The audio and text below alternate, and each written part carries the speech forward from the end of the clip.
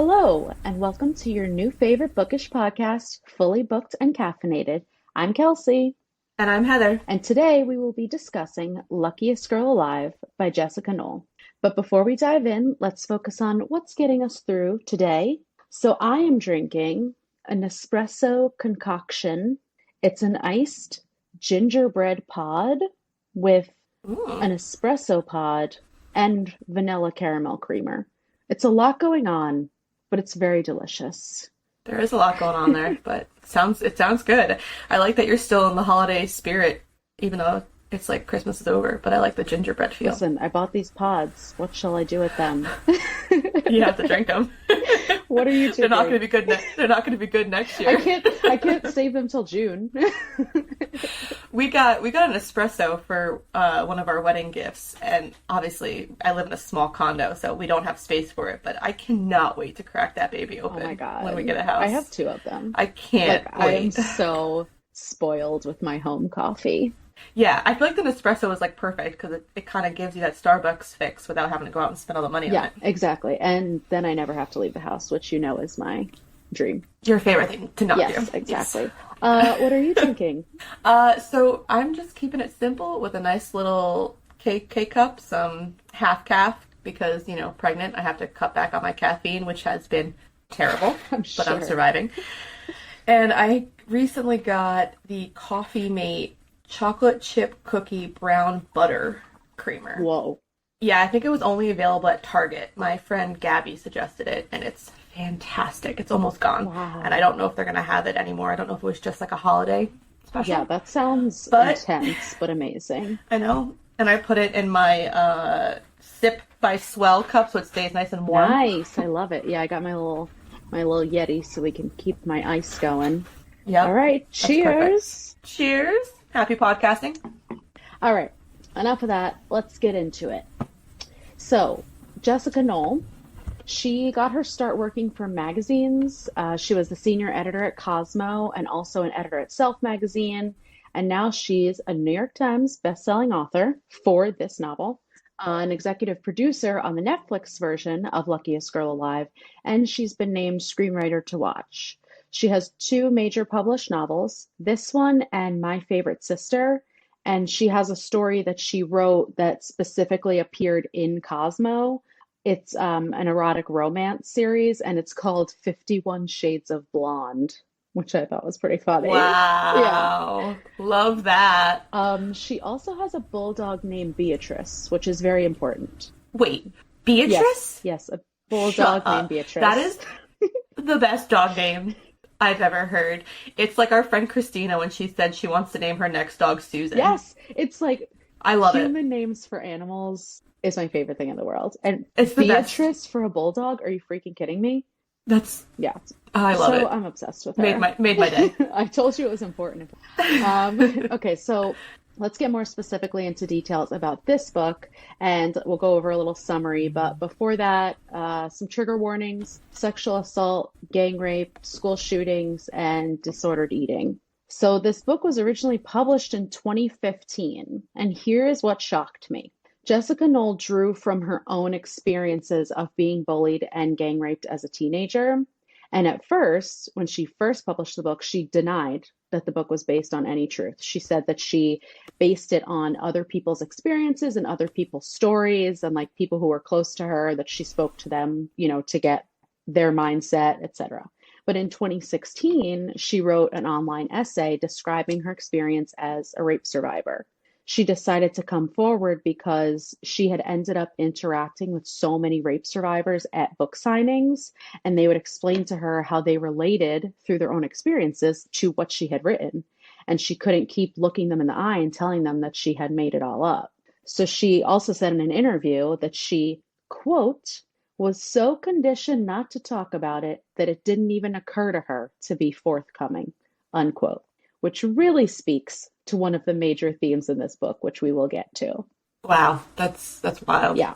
So that was completely new information to me. And I'd never actually looked into her when I originally read the book. So, I mean, it wasn't like it was hidden, but it just made me Hmm. look at the book in such a different way because I'm just always assuming that these thrillers are complete fiction or completely made up, or or a mashup of a bunch of different people's experiences.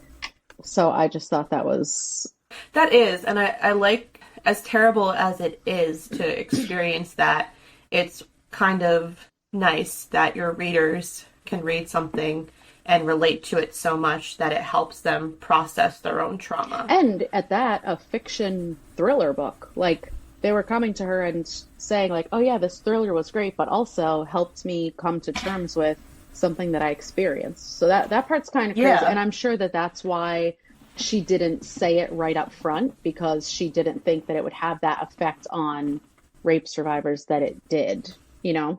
Yeah, I agree with that. So that must be that must be kind of cool for her. Yeah, yeah.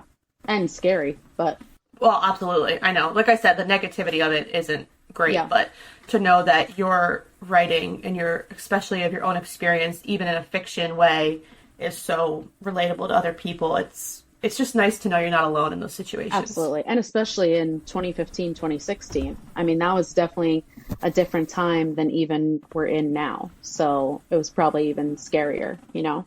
Mm-hmm. All right, so let's get into the summary of the book. At first glance, 28-year-old Ani appears to have the perfect life. She works as an editor at a glamorous New York City women's magazine and has a loving fiancé from a wealthy family. Yet Ani also hides a secret.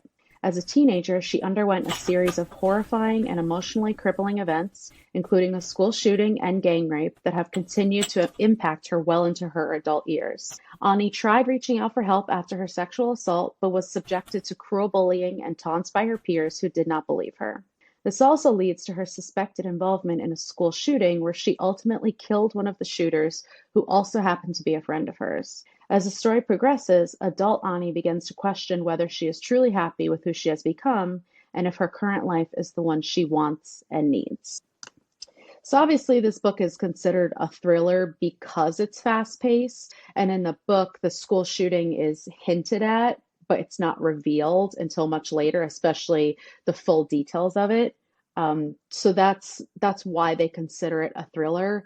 But I think there are so many more themes in this book, mainly PTSD, Mm-hmm. regret, victim blaming, to name a few.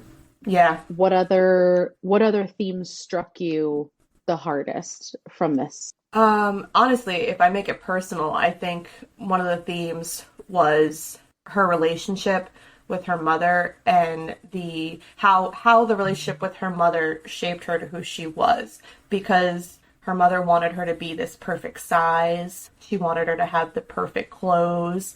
So the disordered eating was hard to read just because, as someone that struggled with their weight their entire life, you read these books and I just feel so sorry for these girls that went through this. And it was rough, seeing how her mom was trying to shape her into this perfect little thing, which I don't think Ani wanted to be, this perfect little thing, but eventually she strived to be that because that was how she grew up. Yeah, I totally agree. And it wouldn't come off as one of the main themes, but it's so evident of how she still, when she thought that she had control over her image and she had finally built up this perfect self, she still struggled.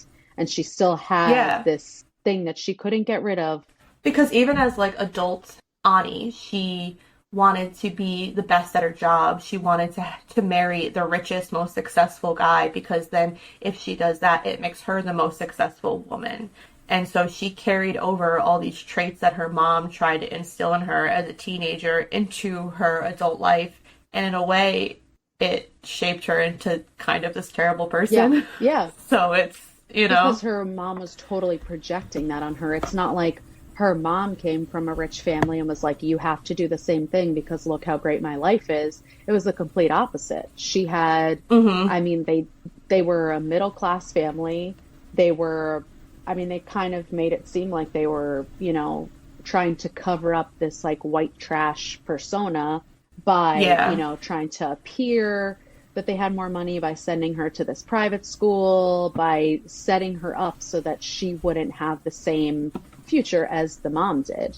But then it's also interesting to note that her father was basically absent from her life. It Completely. was basically an absentee father, especially during the aftermath of the school shooting. He just basically disappears. He just keeps leaving the house. Hmm. He's working 12 plus hours a day, if that's even what he's doing.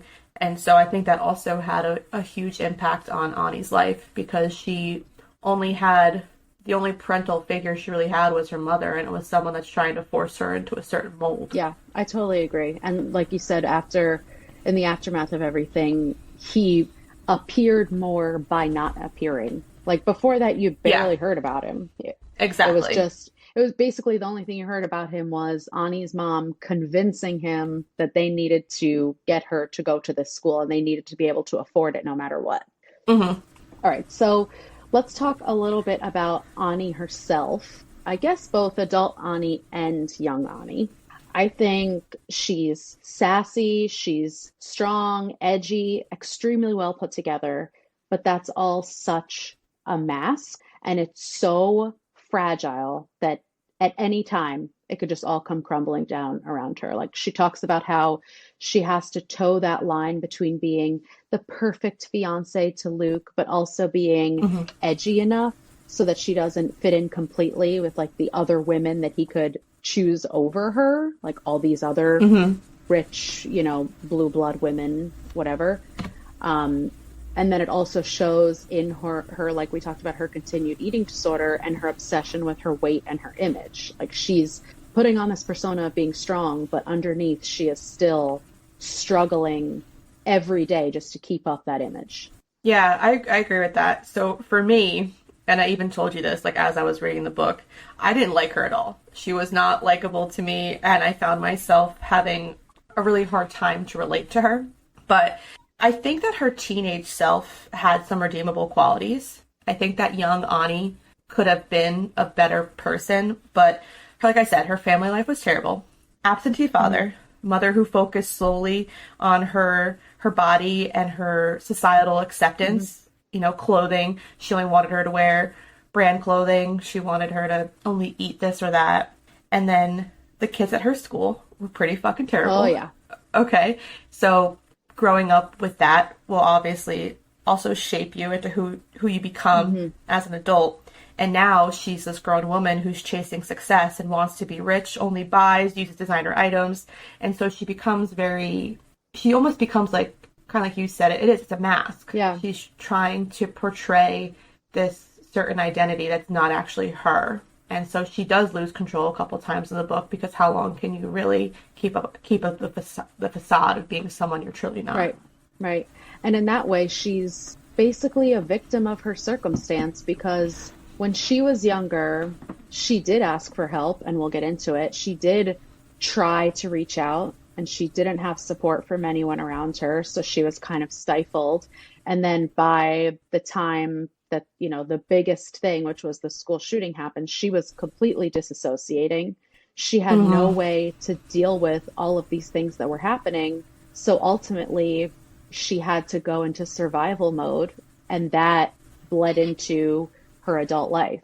And I totally see how she is unlikable, especially the way Jessica Knoll writes her. Like she's sassy, she's rude, she's so manipulative. I mean, personally, Hmm. I love it, but that's why I could, But that's your yeah, thing. that's why I'm like, Like you and I are like two different sides of a coin. Like our exactly. personalities are. That's why we get along so well Yeah. because we're opposites attract. You and I are opposites I was attract. like, girl, Ani is me. Like, what are you talking I about? But it's know. so true. So that's why I truly understand why this could be a very polarizing book, regardless of the themes, which are very heavy, but the writing Hmm. could be very polarizing, which we'll obviously get into too. All Hmm. right, so let's talk about Ani and her fiance, Luke. So Luke is obviously rich and perfect and a total stereotype. And as we get Ani's narrative, we realize that Luke really doesn't know her at all. He barely knows the No. trauma she went through, and he only sees what Ani wants him to see. Like she only lets little glimpses into her past or little glimpses into her relationship with her mother. And she puts on this mask of like she even says, "Oh, I'm always so good with the wives. I'm so good with other people Mm-hmm. because she's so good at putting on that mask. And then several times she questions whether she really wants to marry him. And it's like this internal struggle of, should she live out the life that she worked so hard to create, or should she actually be true to herself for the first time since she was a teenager before all the horrible things happened? Yeah, and if I remember correctly, I'm trying to think if I'm meshing the film and the book together, but didn't he also not like to talk about her past Yeah, trauma? he was definitely much more openly a dick in the book. They made him more Yeah. likable in the Oh, movie. I agree with that. Hmm. But in the book, he openly doesn't want her to do the documentary. He doesn't want her to talk Hmm. about the past. He won't even acknowledge that what she went through is rape. Like he says, Yeah, I know. "Oh, like weren't you drunk though?" And he doesn't support her career goals because she's trying to work her way up in the magazine. She's trying to get to move to, a different magazine and get all these promotions.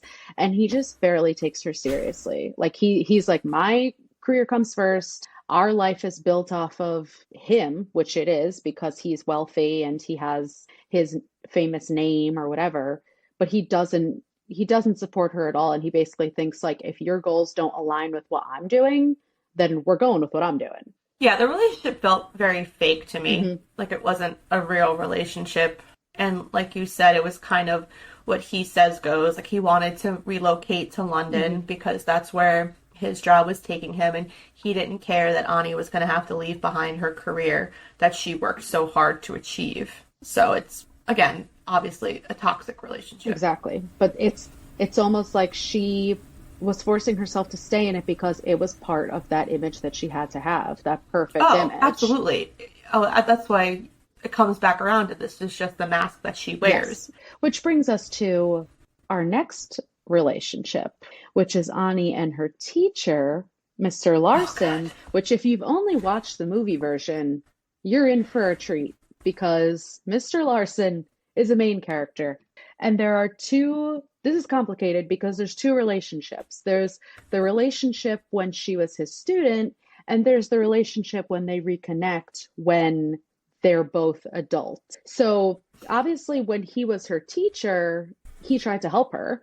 He tried to get her to go to the headmaster. She came to him crying after the rape incident, and he tried to help her. He tried to encourage her, to come forward basically because he knew that the popular kids were basically pieces of trash.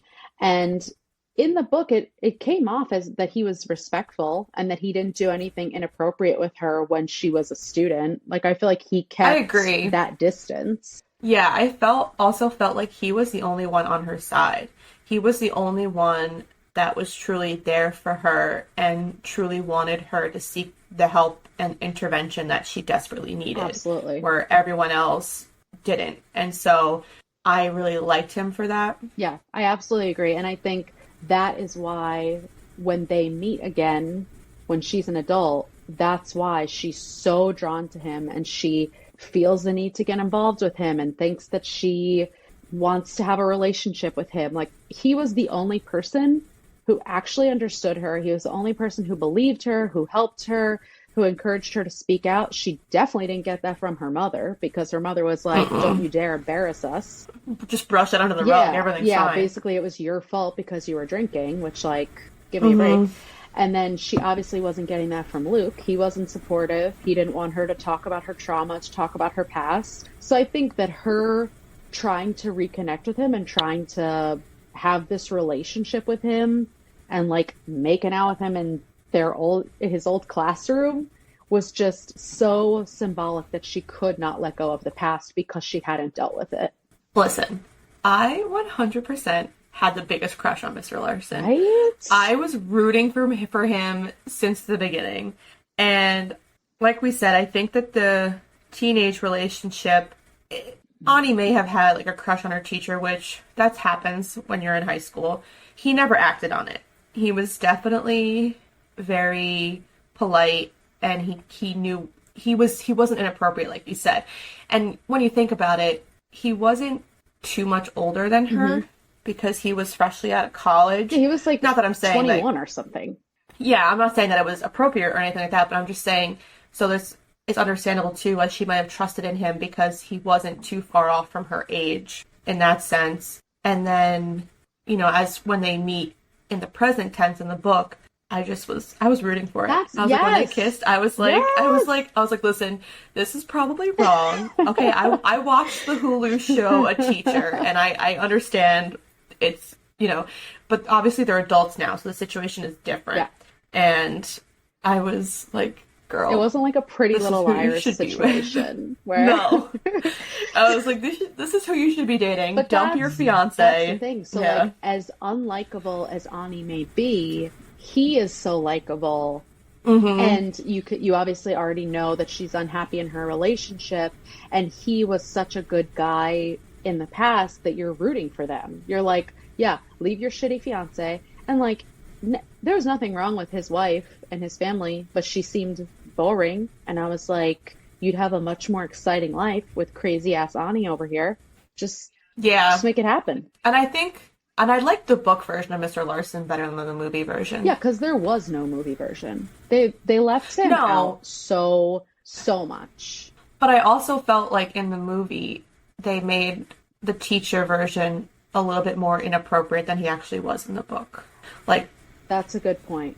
Yeah, because they obviously, because whatever, you have to do what you have to do for film. Of course. And they have to smush him into this little, however many minute segment. It's not like they made a TV series out of it.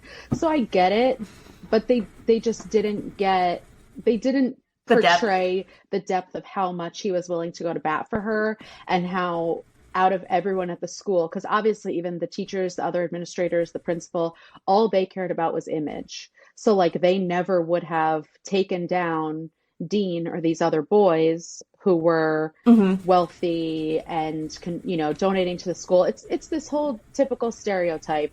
It's like Gilmore Girls, you know what I mean? Like, you're not going to take down these rich donors without some proof, and you're certainly not going to do it on the word of Ani, who's basically doesn't even have the money to go there and really doesn't fit in. No, it's all based on the rich society, and the more money you make, the more you can hide your faults. Exactly. And your wrongdoings. Exactly, because money covers everything. So what about Ani and her decision to participate in the documentary, which was very different in the book than it was in the movie? Yeah. Because in the book, she was 100% from the beginning participating, because it was an opportunity to prove that she had finally become that perfect image that she had worked so hard on. And I think she wanted to show all those bullies how happy she was and how well adjusted. And it was also kind of a little fuck you to Luke, because he really didn't want her to do it. And she had to actively claim her independence in their relationship. And so she was like, no, like, I'm doing this. So I feel like her reasonings for doing the documentary in the first place were obviously for wrong reasons. Agree. Like you said, she just wants to prove that she's now this successful rich woman, and ha ha ha, look what I did, shoving it in your face. But in the end, she actually gets to come to terms with what happened to her, and she gets that justification and that she never got when she was a kid. So I think that as much as her thought process of doing it, in the end, it was the best decision she could have made. I completely agree. And also, even the fact of the people making the documentary, they were saying you can come and have your opportunity to finally set the record straight and finally tell your side of the story, because Ani never had. And you would think that that would be a motivator for her, but she didn't even care about that. She was like, I got to make sure I got that ring on my finger. I got to make sure I have Luke's last name. Like, it was just so superficial, but I don't know if that was just her, her reasons to convince herself, when deep down, I'm sure she knew that it was the best decision. Yeah, and I like that the documentary people were on her side the entire time. Oh, yeah. That they were doing this from her point of view, and they were doing it to try to vindicate her. Yes, because it would have been this whole book would have been a very different feel if the documentary people had believed what the public believed back then. Uh-huh. All right, so Now, let's talk about Dean. Dean, the trash monster that he is. I just, I can't. I actually can't. And his character was just trash on trash on trash. So much. So he's obviously this typical disgusting jock. Everyone wants to impress him, even though everyone knows that he's annoying and like openly admits that he's annoying. And he can never be embarrassed. So anything that happens, he has to turn everything around. If he starts to feel uncomfortable, then he needs to turn it around on someone else. And Ani knew that in order to be popular and hang out with these girls and get invited to things and hang out with Liam, who she had that big crush on, she had to deal with Dean. And even later, as adults, he spent his whole life being the face of the school shooting tragedy. He's in a wheelchair. He's spinning it to his advantage. He's a public speaker. He's writing books. He's making money. But you know that he hasn't really changed because he still won't take accountability for his actions until she literally forced him to say the words. She was like, no, it wasn't rape. Say, you raped me. And up until that point, he didn't think that he had done anything wrong besides falsely accusing her of being involved in like the planning of the shooting. He didn't even think that the rape was a thing. He was just like, oh yeah, like I shouldn't have hit you that one time when you tried to reject me. And it's so when I first read the book, I was on Team Liam, which I think is how you're supposed to feel as you read it. I'm like, oh, like this new kid wants to like date the other new kid. And then you find out that he's also trash. And that entire gang rape situation, it was just terrible. Terrible. Like it was the fact that all three of them thought that it was okay, Liam, Peyton, and Dean. And then she wakes up in bed with Dean the next morning and he literally acts like nothing happened. Like nothing inappropriate happened. He's like, you were acting so crazy last night because you were so drunk walking around without your pants on. Yeah, and then after that moment, he kind of just keeps trying to like shoot a shot with her, and she's just it's hard. It's hard to read. It's a hard part to read just because, you know, a girl is sexually assaulted, and as we said, like no one believed her, no one was on her side, and it kind of comes down to, well, who would believe you? Yeah, and you know? The way that it was written, I think, was done really well because even Ani is doubting what happened. Like she's like, I remember him being on top of me. I remember the next one, but I got so drunk and I shouldn't have done that. And did that really happen? And can I still have a relationship with Liam after this? I know. And that part is just so sad. Like Liam obviously backs off because of the whole, she gets pregnant and has to have an abortion. And I think that he backed off anyways because he got what he want. And it's so sad. You know, because they're in that school, they're in the computer room and they're taking that quiz and he finds out she's a virgin and it becomes like this trophy he needs to achieve. Yes. And it's so sad because after everything happens, Ani still likes Liam. Yeah. She still wants to date him and he clearly does not want anything to do with her. And she thinks she has a chance. Like she thinks... I know. And that breaks my heart. It really does. Because that happens... That's such a common thing that happens in young teenage girls' lives. And so it's just heartbreaking. And it was also the fact of, like, Dean was basically claiming his territory over her. So even if Liam wasn't a piece of shit, which I believe that he was, he wouldn't have pursued her anyway because it was like, no, Dean is staking his territory now, so I need to back off. Which, again, Dean has no right to do. No man has any right to claim territory over another human being, you know, especially women. And especially a sexual predator. But that's besides the point. Yeah. But also the fact of, like, exactly as you said, when you're reading, you're on Liam's side at first, and you're like, oh my god, this is so cute. She has a crush on him, and he put his arm around her, and then they're going to be at this party together. But then... in the end, Liam dies in this school shooting, and he dies not as like a hero, but he dies as she could never come out and say the truth about what happened because she would be speaking ill of the dead. And how could you talk about a child who died in such a tragic way? How could you talk about them like that? So that was another layer that added on to why she could never come forward about specifically that night. Which is so unfair to her, because just because he died doesn't disregard the terrible thing that he did to another human being. Absolutely. He shouldn't be a martyr just because he died in a school shooting. Mm-hmm. Absolutely. I agree. So that, since we're mentioning the school shooting a lot, let's talk about that and about Ani's friendship with Arthur, which is why the whole perceived involvement that she had with the school shooting is kind of murky. So I think that's another tragic part of this story, because to Ani, their friendship was so real.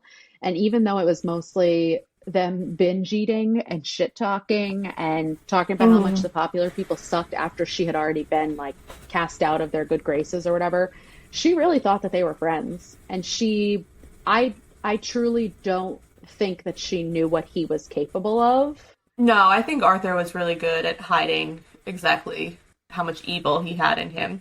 I mean, you read the book, and his tone of character in the book definitely came across as arrogant and an asshole, and you really couldn't, like, if I'm being completely honest with you, I didn't see the school shooting coming at all.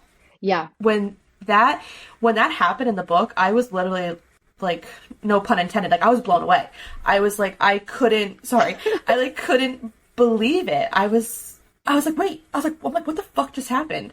And then when you find out that it was Arthur and the other kid, Ben, that was bullied by Peyton and Dean and them, that came up with this plan, let's just shoot up the school. It's just, it's crazy. Mm-hmm. It took a turn in a way that I wasn't expecting, which was one thing I liked about the book, was that the twist of that was something I did not see coming. Yeah. I knew something bad was going to happen. And the way they not that. They hinted at it, but you never knew what it actually was. I mean, that I get why it's a thriller. I get why there was this big reveal, and that's what it was. But it's so hard to see coming, because Arthur had redeeming moments. Like, he was on her first day of school, he was nice to her. And even though he would tell her, like, oh, you're weak because you didn't report what they did to you. And he would bash her down a lot. But then he defended her with that one teacher and got expelled because of it. Or suspended or expelled, I don't remember. But I think he got expelled. Yeah, because he, like, punched a teacher or something. So he did have these moments where he would stick up for her, and then afterwards they talked about how they had all these experts examining all, Ben and Arthur, trying to figure out why they did it, etc. And they decided that Arthur was ultimately just a psychopath, and he thought that other people were inferior to him. They didn't deserve to live if he decided they didn't deserve to live.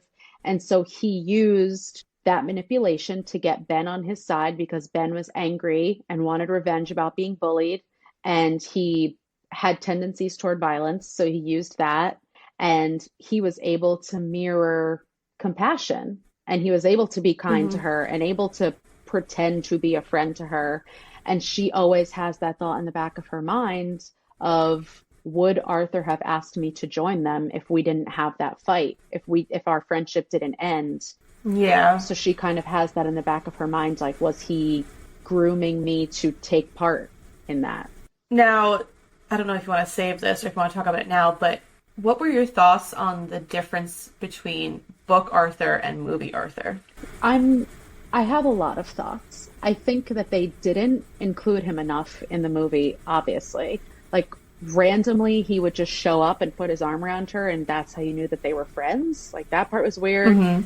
It didn't really show their interactions outside of the school. And I also struggle with how they portrayed him, because I think in the movie, if they had portrayed him as everyone else saw him and why he was bullied, because he was overweight and because he, they're like, oh, he's so disgusting because all he does is eat. I think that wouldn't have translated well into the movie, because then it's like, oh, he shut up a school because he was fat and he was upset that he got bullied for being fat. Like, it was so much deeper than that. So, see, I actually hated that they changed his character so much, because I think the reason why his character worked in the book is because he was this overweight kid who has his own eating disorder with binge eating, and he's an asshole. And it really took the movie took that away from me. It took that experience of reading in the book away from me in the movie. And I hated the kid in the movie. Like, it was this scrawny kid. I'm like, this isn't who he is. This isn't who he is in the book. And to completely drastically change a main character like that so much, it was really disappointing. I definitely agree that they did not represent him well at all. And they didn't explain enough about why he wanted to kill people. Like, there was no background. It just happened. It just happened. Yeah. It just happened. I mean, I'm sure we'll get into that more too when we talk about the movie, but it really was just, they didn't show how he could switch his emotions on and off and how really manipulative he was. And even though he was being supportive to Ani, he was also saying, like, you're weak because you couldn't speak up. You should have done something. You could have stopped them. Like, he wasn't encouraging her. He was berating her. Yeah, and then a moment that stuck out to me a lot too in the book was when they're going through an old yearbook and they're just degrading the other students. They're completely ruining their photos. They're writing very, very nasty, negative things. And in a way, he's almost incriminating Ani with that, because the cops eventually find that, and then they question if Ani was part of the school shooting or if she was going to be. And, like, what kind of... It's not great to have a friend that is so negative like that. Yeah. And, again, like, that wasn't shown in the movie, and, like, I wish it was.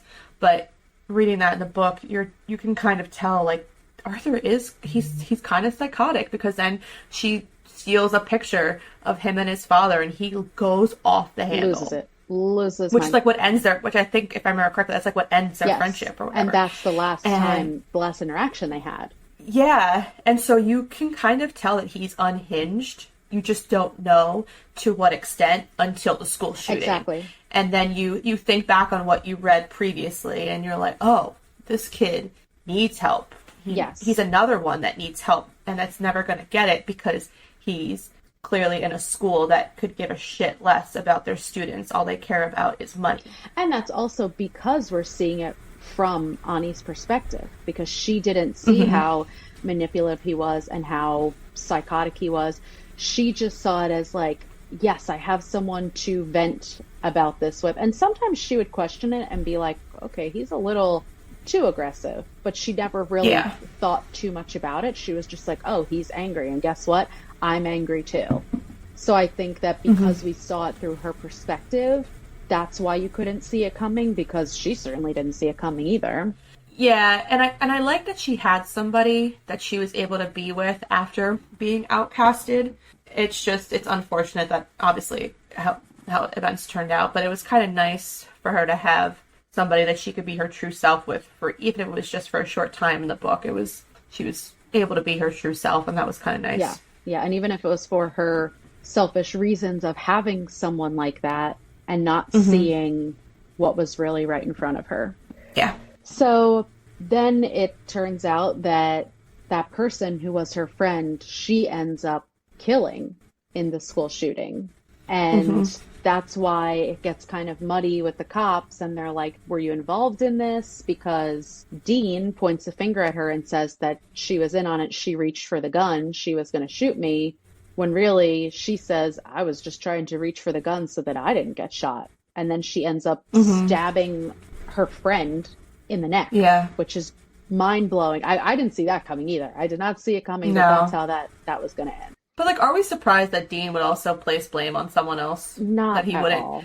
That he wouldn't, not that the shooting happened because of him, but because of people like him bullying other students, it causes these people to go off the handle. But he can never admit that he's a terrible person. Absolutely. So, of course, he's going to say, oh, she was part of it. She wanted to kill me or whatever. Yeah. Because in his mind, he knew that he did something that pissed her off. He didn't call it what it was, but he knew he did something that could make her angry enough.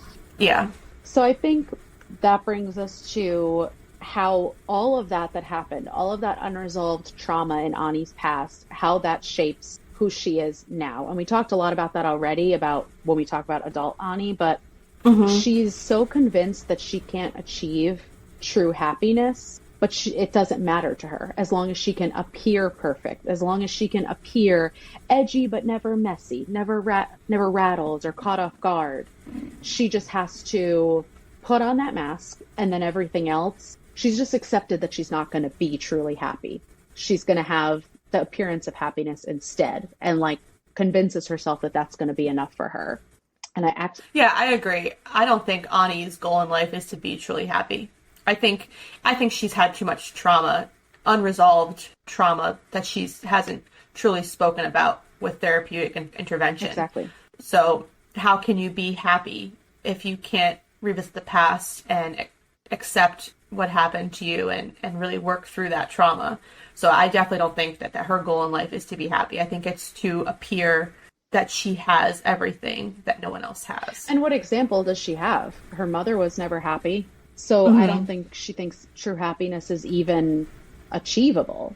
Agreed. So I highlighted one thing from this book, and I think it speaks a lot. So it says, my favorite strategy is to feign inferiority and encourage my enemy's ignorance. So since she was never able to have power over Dean, power over really anyone, including herself, she's taught herself to silently take that power back. And even if she's looking like she's not as smart as she really is, or she's not as strong as she really is, it doesn't matter, because in her head, she's like, I know that I'm smarter than you, and I know that I'm playing you. So she's constantly in survival mode, always thinking one step ahead because of the PTSD that she suffered. And then she just has to live the entire rest of her life in survival mode, which is no life at all. No, it's not. All right. Any other thoughts on the book and the themes, or do you want to jump to the ratings? No, it looks like we discussed everything I had written down in my notes. Perfect. Okay. All right. So I feel like we rip books apart and then rate them, and people are probably like, that's not what I expected. All right. But this is our rating scale for today. The rating scale is how many punches to the face Dean deserves every time he speaks. Okay, well, if we're talking about in general, 1,000,000, but every time he opens his mouth, actually. Exactly. Okay, maybe that's not the best rating scale, but that's what we're going with. All right. I love it. So I had issues with the ending. I thought the fiance thing with him like breaking the photo frame, and that's the reason that she decided to leave him. I thought that sucked. I think the fiance sucks, and he should have been brought down several notches, but I just didn't love how that played out. I thought it could have been done a lot better. I'm still rating this highly because reading Jessica Knoll is so familiar feeling to me. Like, she is dry and sassy, and she has her characters refer to death in this removed way, which is literally me. So I definitely see how people would not like her writing style, but personally, that's what makes this book for me. So I'm giving it 4 punches to Dean's face. How about you? How many times are you punching Dean? Not too many. If you remember, when I first started reading this book, I texted you and I was like, I can't get behind this writing style. Because it's so different from what I had been reading. But then eventually it got its groove and I was able to enjoy it. I also gave it 4 punches to Dean's face. I had some problems with it, like with any book, but I still enjoyed it. So I'm not going to rate it lower just because of whatever inferior writing problems or anything like that. Because the story was good. The story was good. Yeah. The story was empowering. The story was heartbreaking. It was traumatic. It had all these undertones of, trauma and trying to find who you are as a teenager, and it was relatable. Yeah. It was relatable for me in a lot of ways, with the bullying and the eating disorders, the binge eating, and just trying to find who you are in high school, and then having to experience what Ani went through, and still coming out pretty strong on the other side of it. She might not be her best version of herself, but she came out of it, and she created this life for her that isn't necessarily the best life, but it's the best life for her. Yeah. And I totally agree. And it accomplished the goals that she set for herself. I think that's part of it too with the ratings. It's not necessarily just based on the writing or just based on the story, but it's also, I think that this is something other people should read. I think that Yeah. this is so powerful in its message about how, whether it's a thriller or not, and whether it's fiction or not, about how trauma can manifest itself in the rest of your life if it's unresolved. Yeah.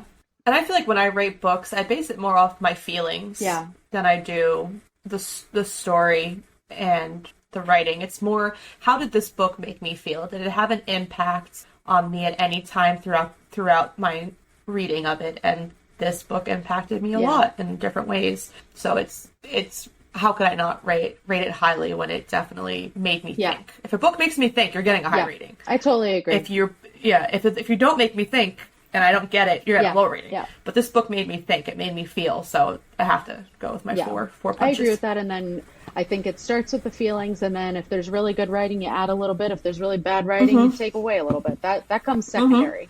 All right. So we talked about it quite a bit already, but let's just focus on the Netflix movie adaptation real quick.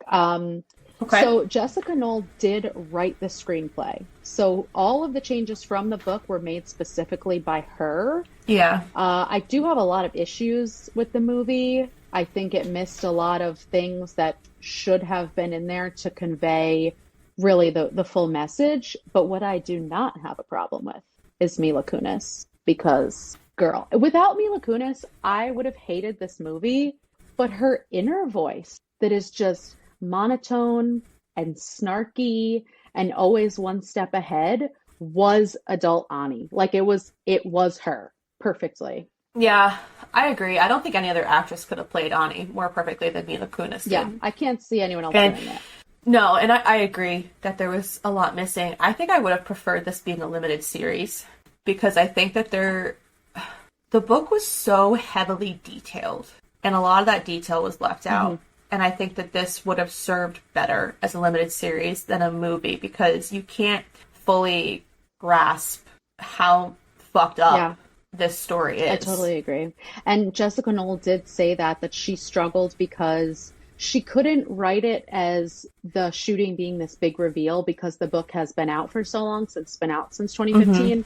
So she had to approach it from a different angle and basically reveal the shooting up front, and then show more of Ani's childhood and more of how she dealt with it and it affected her. So it was definitely more focused on Ani, which left a lot of the other characters as just fringe. Like it didn't explore how they made her the way that she was. And I think I also I'm torn, and I'm really curious to hear your thoughts on this, about the movie showing Dean only assaulting her once. Because on one hand, I feel like it's important to show that he is an actual serial predator. So all of these people who say like, oh my God, you're going to ruin his life over one mistake, they could back the fuck up, because he did this multiple times. But then on the other hand, it's so important because it doesn't have to happen more than once to literally ruin Ani's life. So that's why I'm conflicted on it. What do you think? I can see what you're saying, but I think it should have all been shown. I think that all of Dean's attributes to him being the world's largest prick needed to be shown. But that's what I'm saying. I feel like the movie there's so many layers to these supporting characters in this book, and only one layer was shown in the movie. And it's not enough, like I said, to fully grasp this story. Well, I think they took out all of those layers and basically reduced it down to, this movie is about a woman taking her power back after being raped. She's handling it in her own way. She writes her own story, and she lets people make their own judgments of her with no proof from Dean, because in the book, she obviously got the proof on the recording, and they were able to put it in the documentary. But in the movie, she doesn't share that proof. She just writes the story, and she lets everyone make their own judgments, decide whether they believe her or not. And I think that's a great message, but it just doesn't represent the book well enough. No, it doesn't at all. So it's basically a completely different thing. And do you want to tell us about the Vanity Fair article that Jessica Knoll wrote about this? Yes. So I had found this Vanity Fair article, and the interviewer had said, like you mentioned, parts of this book are based on experiences you've had, specifically the sexual assault. Watching those scenes on screen is very different from reading those scenes in the book, which I agree with. What was the experience like of taking what you had written and then adapting it for the film, knowing that it was based in part on your life? So what Jessica had said was, the art of actually adapting it, like sitting at my computer and writing it, was no different than writing it in the book. But I did not go to the set that day when they filmed those scenes. I was really concerned for the young men who were playing the perpetrators. I was also worried about Kiara, who played young Ani in the movie. But I was also trying to be careful not to overwhelm her with comments like, "Are you sure you're okay?" Because she had made a comment to the intimacy coordinator that those were almost making her anxiety worse. So I knew this was going to be difficult for everyone to film, and I decided, why would I be there and add another layer of them feeling like, okay, the woman who this actually happened to is sitting watching this. They want to do their jobs, and I don't need to make it more difficult. I went shopping that day instead. I took myself out to lunch. I had a nice little time. And then she says, watching it on screen, though, it's one of those things where you normalize what has happened to you in your head. It was rape, but, like, they were also drunk. It was probably a misunderstanding. It's not as bad as it was. But seeing it, you're just like, oh my God, what the fuck is wrong with you guys? Like, that's what you did to me? No, this is cut and dry. You knew what you were doing was wrong. I almost feel like it was good for me to see it in that sense because I still have moments of self-doubt. Like, do I really deserve to feel the way I feel about this? Seeing it, I'm like, yeah, I do. Holy shit. Mm-hmm. That just speaks to so much, because the first part about everyone having this anxiety about filming it and all the build up to it, this shit happens every single day. Women are assaulted, Mm-hmm. children are assaulted, people get too drunk and assaulted. Like, this happens every single day, and the fact that... And even men are assaulted. Absolutely. And the fact that filming it has all these layers of anxiety to it is mind-blowing when it's such a normal occurrence. And then the fact of her saying, once I actually saw it, it changed her entire outlook on it. And that is so real, because there are so many people, women and men, who doubt survivors who come forward, who doubt their stories, who try to make excuses. Oh, you were too drunk. Oh, it was, et cetera, et cetera. But then once it happens to you, it's different. Once you see it happening, it's different. Once it happens to someone that you love, all of a sudden it's different. And so I think that's a really, she's right. It was very hard to watch. It was very, very hard to watch. Yeah, and I like that she had this feeling for the actors, and she wanted to make sure that they were going to be okay. And that's just really remarkable to me. And the fact that she was so worried about Kiara and her having to experience the situation, even though in the movie it's fake, but it happened to Jessica. So it's just, I applaud her for, taking a step back and not putting herself in that position where it might have made it harder on the whole crew and the actors, because I could imagine acting out that scene in front of the person that it happened to. No thanks. Absolutely not. No thanks. That's why it really reframed my whole opinion of this once I found out that it was based on her experiences. And even for those actors, they watch it too, and they see like, oh, to us we were just acting, but then like when you see it all edited together, holy shit, man, it's not easy to watch. That is for sure. No. So I think the only other thing about the movie, which we already talked about, is they left out her entire relationship with Mr. Larson, which I thought was unnecessary and ridiculous, because it further supports the theme that she can't let go of the past. So I think that would have been important to leave in there. But overall, I enjoyed the movie because of Mila Kunis. If we're comparing it, I didn't enjoy the movie, but if I just watched it as a standalone, I don't think I would have fully understood it, but I would have enjoyed it for watching sake. You know what I mean? Yeah, so like I had our friend Christina watched the movie and she loved it. So I think us, after reading the book first and watching the movie, we saw all the discrepancies. Right. So I think if you watch the movie without reading the book, you're like, oh, this is a crazy story. But then you read the book and you're like, oh, fuck, no, this is a crazy story. Yeah, I totally agree. But how often does that happen when books are I know. adapted into movies? It's so mind-blowing. Jessica Knoll, she's got 2 published books, and all of a sudden, 7 years after her book is a bestseller, they're like, by the way, we're putting it on Netflix with Mila Kunis. Are you kidding me? Like, I know. what a dream come true. I know. It's wonderful. So good for her. I agree, because this is like the first thing she's done in a while, too. She hasn't really been acting much, so this was kind of nice to see her like have like a comeback. Yeah, absolutely.